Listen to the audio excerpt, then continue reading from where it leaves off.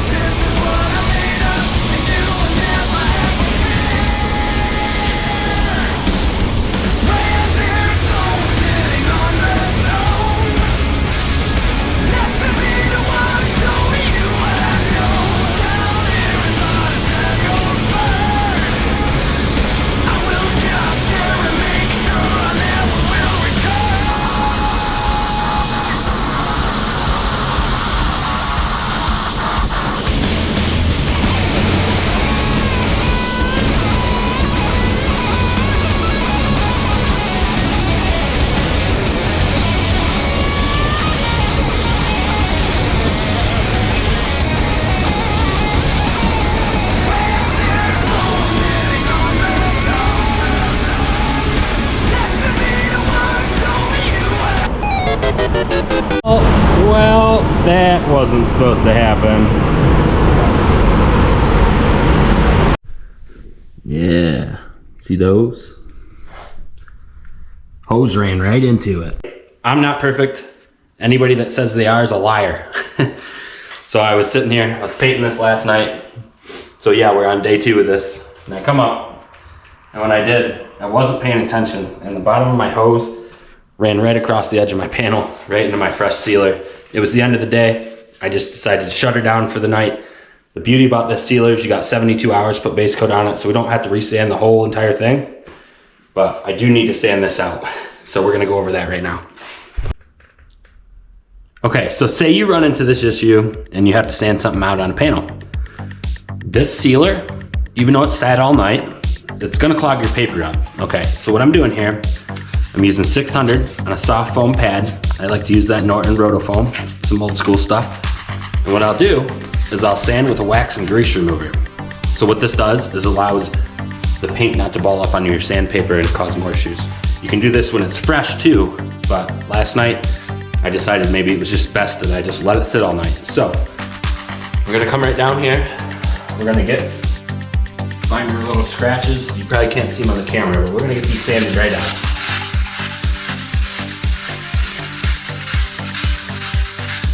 See how that's not balling up on my paper? If I would've did it dry, you probably would've seen it balling up. And all I gotta do is lightly sand it. The sealer was almost dry when it hit it.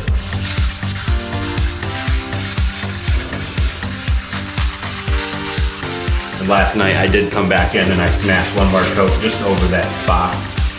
Just so I'd have some extra wiggle room, so maybe I wouldn't have to reseal. We're not there yet.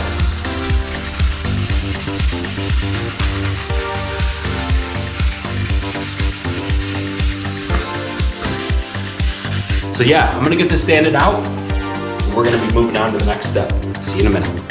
So this wouldn't even be normally necessary, but since we're coming back the next day, I may as well just hit this primer as well on the door. Just take that same 600. And all this is gonna do is knock some of that edge overspray off that normally I'd melt right in with a blender or some reducer, but we're still gonna use a blender, but I just wanna make sure that that solvent is gonna melt that edge in now that it's not wet. Then we're gonna give everything a nice wipe down with some wax and grease remover, a little bit of alcohol base, and then we're gonna keep moving forward, okay?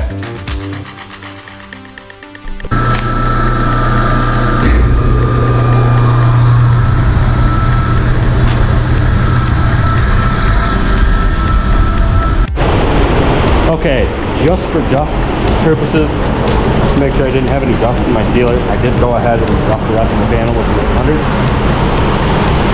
Okay. And now what we're gonna do, we're gonna get everything tacked off, blown off, tacked off again, and then we're gonna put some blender down. All right, so what I got here is the DBC 500. What this is gonna do, it's gonna hide all my red scotch stuff, and it's going to help my color blend out better. And just to be safe, it's also going to help reactivate the sealer so it has the best chemical adhesion. We're going to go ahead and apply that right now.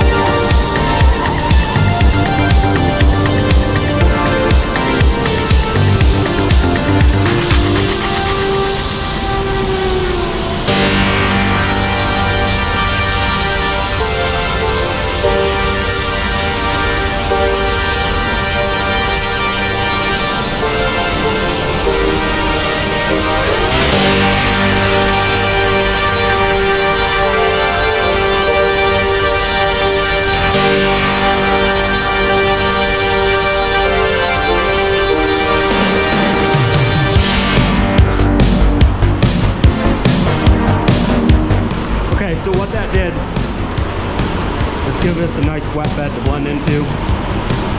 Alright, normally I wouldn't put color blender over everything. In this special case we are. Let's go mix up some color.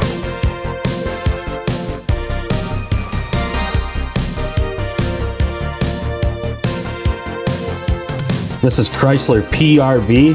This color is actually a bear to get to match the Deltron. But I feel like we got a pretty close color. And the paint on this car already has been painted before and it's horrific. So if we get it close, huge sticker goes across the side anyway. I'm not gonna be too concerned. All right, so we got the SATA 5500X. This is my favorite gun for putting color on anymore. This has got the 1.3 tip in it. Got the atom in the back. We're running about 27 PSI. Fan a little bit in. About full trigger, a little less. All right, so now that it's all flashed off, we're gonna go ahead. I'm just gonna get a coat of color on all my sealer spots first before we even start blending it out.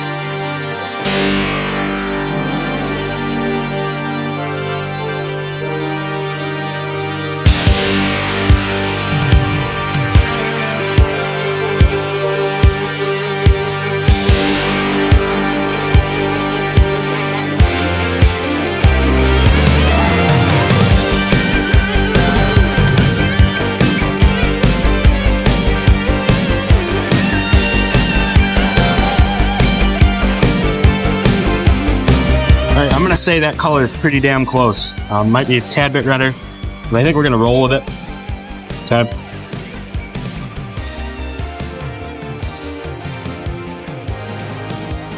So as you've seen, that's the blending technique that I don't want to do. I don't want to come out and do this, okay? You don't want to do that crap. That just does not work for most colors anymore. Some stuff you might be able to get away with it. Okay, so what do you got? We got some blending techniques we're gonna go over. This is a pretty famous one. Looks like a pyramid. Set out a little wider up top. Come in. Okay. That's perfectly acceptable for some colors. Not gonna work for everything. Okay. There's a lot of guys that use the half moon, which is fine too. I use the half moon a lot when I'm using my DB1. That just works better for that gun. But the technique that I've been using that's been working for every single color that I do, and a lot of guys that spray water will know this, but this isn't waterborne, this is solvent. So it's gonna give you the same effect, okay?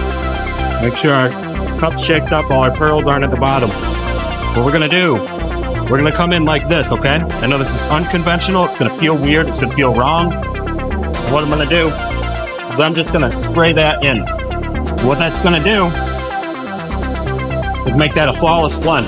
What that does is it makes it so you're not getting any sort of dry edge this way, okay? And like I said, it may feel weird, kind of still want to get it wet.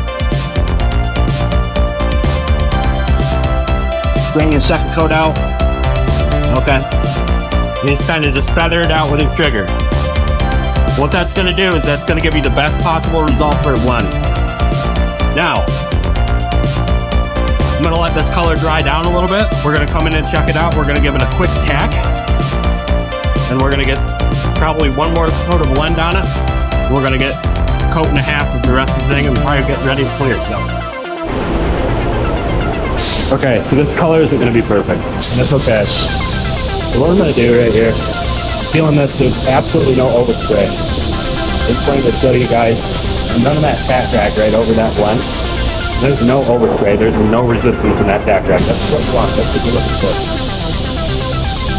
Okay. Even down here, there's nothing. See how much came off? Very, very, very minimally. Right, we're gonna get another coat on here. We're gonna run our blend just a little bit further out. And make sure our cup looks really good. You don't want those pearls sitting on there. Something with PRV, you'll see it. Every pearls, give it a quick spray. Okay, make sure none of them pearls are sitting on the bottom of the gun. The bottom of the cup, excuse me. We're gonna start right here. We're gonna be standing just way to the panel. Okay? Wait, just like this. It doesn't seem right, does it? But I'm telling you, everybody, You do this way. I'm gonna get a little weather. See if I can get a little bit more video on it. Because the tape's so thick. Okay. What this is doing, I'm hitting it. You're coming just like this. Alright? What that's doing. Okay. Now our blend should be good, okay? Try to get it a little tack as well. Go ahead and get a couple foot on the rest of it. This is the customer's free repair up here. So we're just going to bring our color right down to it.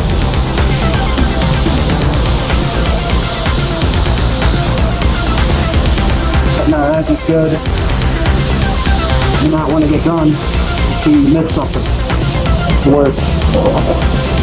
What I'm going to do here is just going to bring that just a little bit over. I'm going to turn my gun, okay? That's going to make sure that that's flawless through there.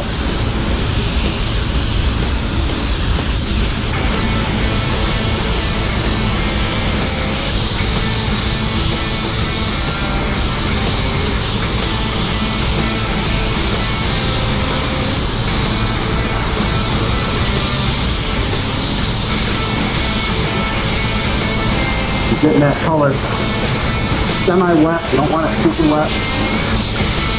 Alright, so now our nip is managed. Here's another deal. Here's another one. It's called a cross hatch. What you're doing, you're just making sure you're even. So this is more like for your control coat. I probably won't bring it out of my blend, there's no point.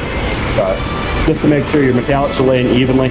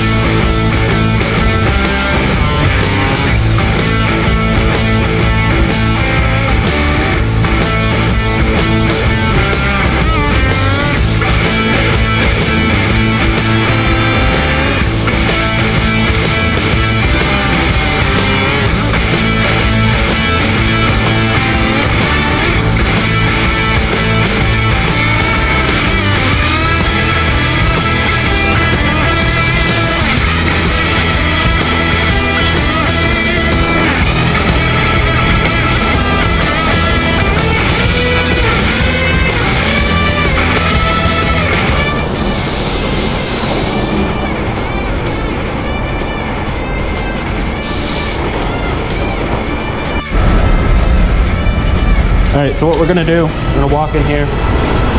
Still got metallic flying everywhere. Wait a minute. We're just going to make sure that that blend is seamless. As you can see, it's extremely hard to see on the camera, I know. We're just making sure that blend came out beautiful. And it looks like it did. It's like we're all good everywhere. Our metallics are all laying out correctly. I think we're going to come right in and we're going to clear this bad boy. Looks great. Okay, so as you can see, there's absolutely zero sand piling, okay?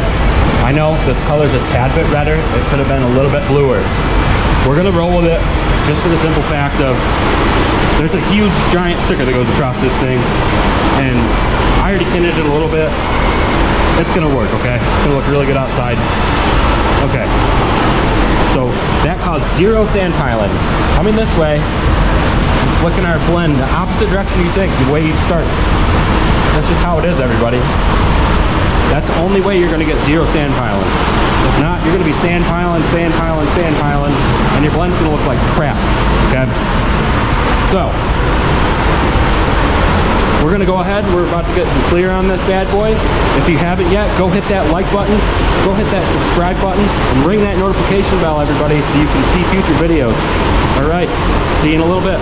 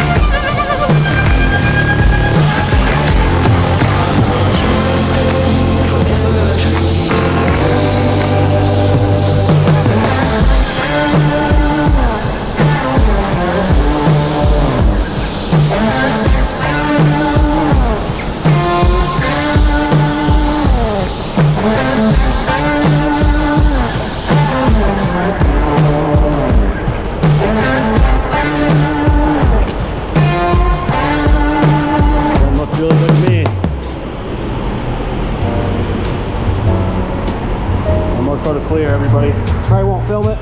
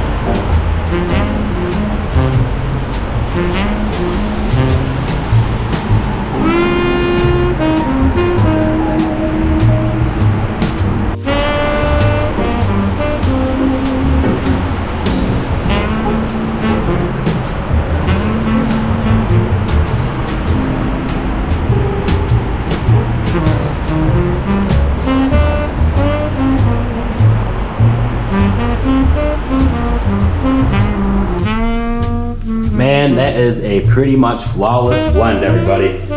That finish turned out amazing on this 2018 Dodge Challenger. So I just want to thank everybody for hanging out.